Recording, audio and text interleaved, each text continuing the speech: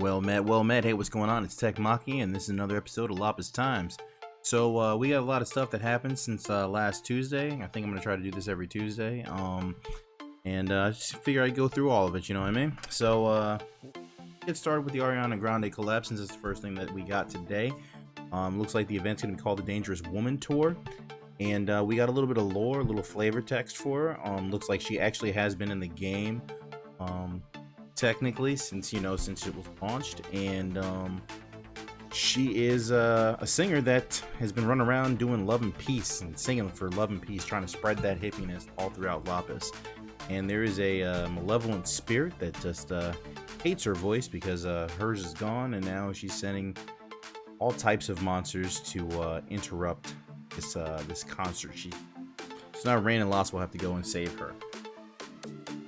Essentially, that's it's not that bad of an event, I guess.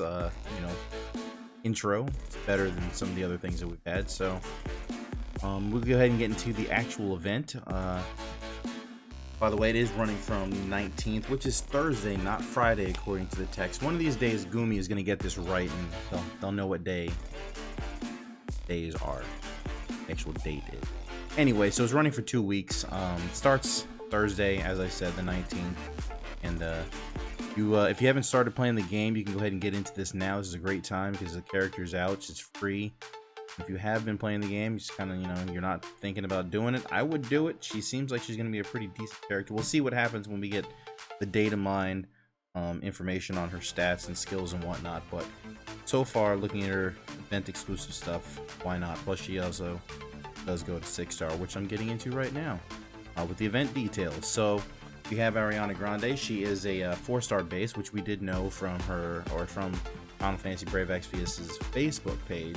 They did announce that she was a 4-star card, or a 4-star character. It's free, and she gets upgraded to 6-star. What we didn't know is that you're going to have to get the mats for her 6-star doing the event. So essentially, all you're doing is you're just going to keep running the event to make her a 6-star, and the only thing that you're really going to farm besides that will be cactars or running explorations or your experience vortex over.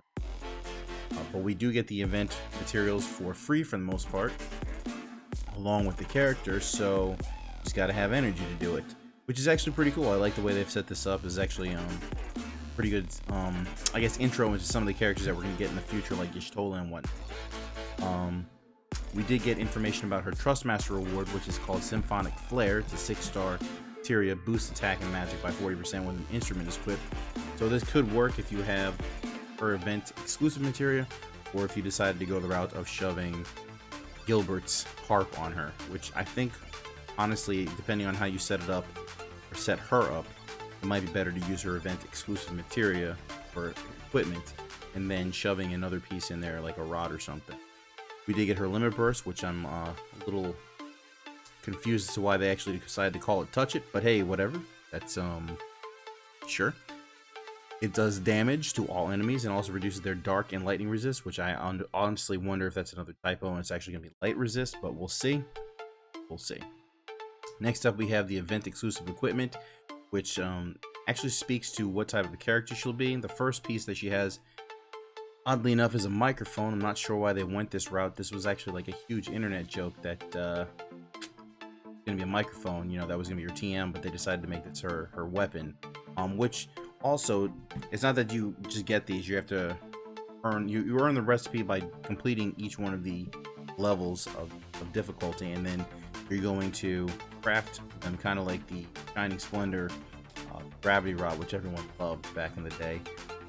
So we're gonna have to go ahead and earn the materials from the event, I'm assuming, and then crafting said equipment. But it does come with attack plus 14, magic plus 58, which is actually pretty decent. Spirit plus 15, and silence resistance.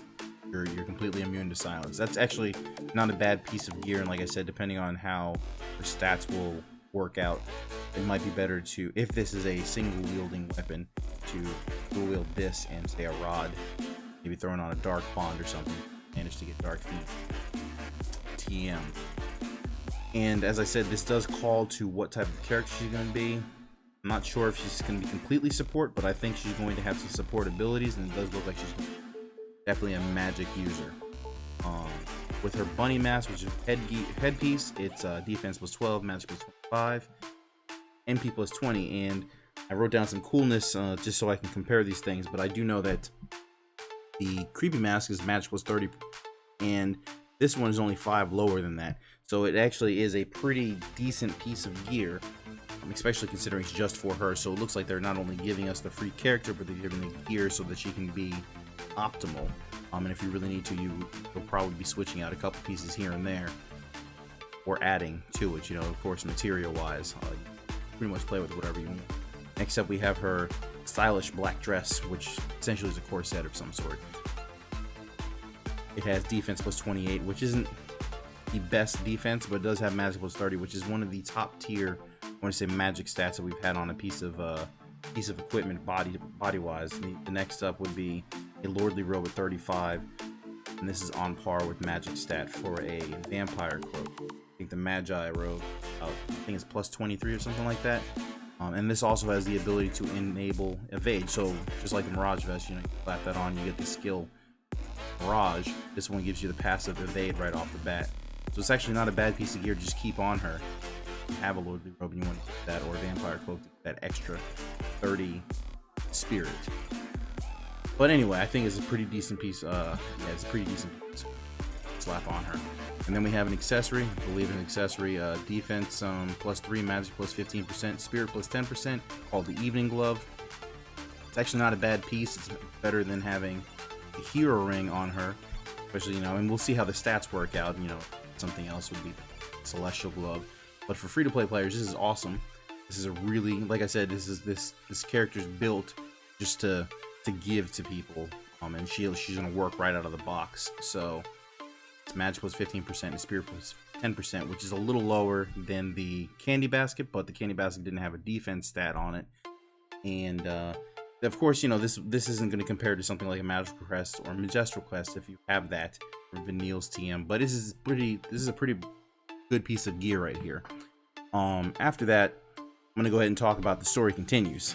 We have Zoldad Part 2 coming on Thursday as well. So not only the collab, that, plus we have 6-star Rain getting released, which is going to be awesome, again, for free-to-play players and for some pay-to-plays that want to switch it up. Maybe use 6-star Rain, get your full breaking going on. He's going to be a very strong character. I'll go more into detail about him when I do my Vision series on him, but look forward to that. I'm just, we have a lot of stuff coming out, and with the story continues, of course, Zoldad Part 2, we'll see.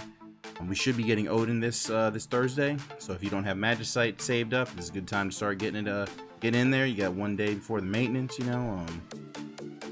get your Magicite, get your character built, get your stocks built up so that you have your Odin, your Blade Blitz, and all that other goodness.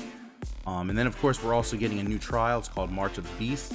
It's a 9-round trial, so this is going to be taxing on some people. You're going to have to really learn how to use your mana resource to the best of their ability. You're gonna have to really, resource management is gonna be a big thing for this fight. Free-to-play players, you might want to. I don't know if we're gonna be able to bring any friends units into this. Probably not if it's go straight to the trial and you can't do anything special with it. But we'll see. I hope you can.